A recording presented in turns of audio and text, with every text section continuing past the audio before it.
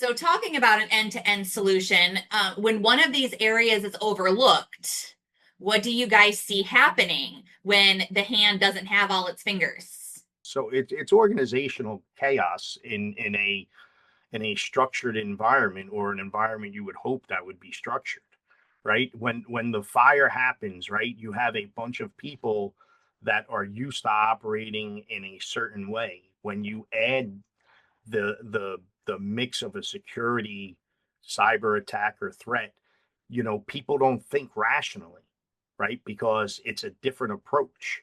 And the whole hair on fire, right? Everybody's just running around looking to do things.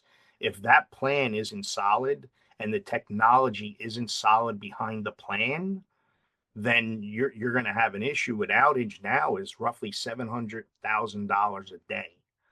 And if you like, and never mind the loss of services and the patients that suffer through this, right? If their systems are down, how do they know who gets what medicine and how much medicine to dispense, right? They don't have that anymore, right? So it's you have to pressure test your system, and you need to make the adjustments to continue to pressure test that system, right? And having the proper technology in place is step one. You have to have that, but you have to have, going back to the cohesiveness and the hand, everybody's got to be working together to make sure everything's always up to date, that the infrastructure has the information it needs to support and run during events like that.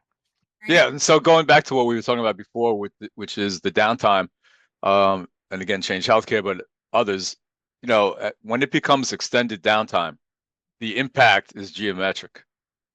A 3-day downtime is what folks used to plan for in a plan. 3 days, could be weeks, it could be months now, and that's happened. When that happens, the impact is patients being sent to other facilities. Departments shut down, electives shut down. Who knows what's happening in the ICU with medical devices and medical devices overall, like dialysis and chemo equipment. So, we belong to HSCC, which is the Health Sector Cybersecurity Council, and they say, and their motto is that cybersecurity is patient safety and lives. And so the more the impact, and we're just talking about on the clinical side, there's also the financial impact of not being able to bill, because you have to only bill electronically. The insurance companies do not accept manual billing. So now there's no cash flow coming in. So what do you do there? Also, are you prepared to pay a ransomware to get back up? So all these things are reality. They've happened with big stories.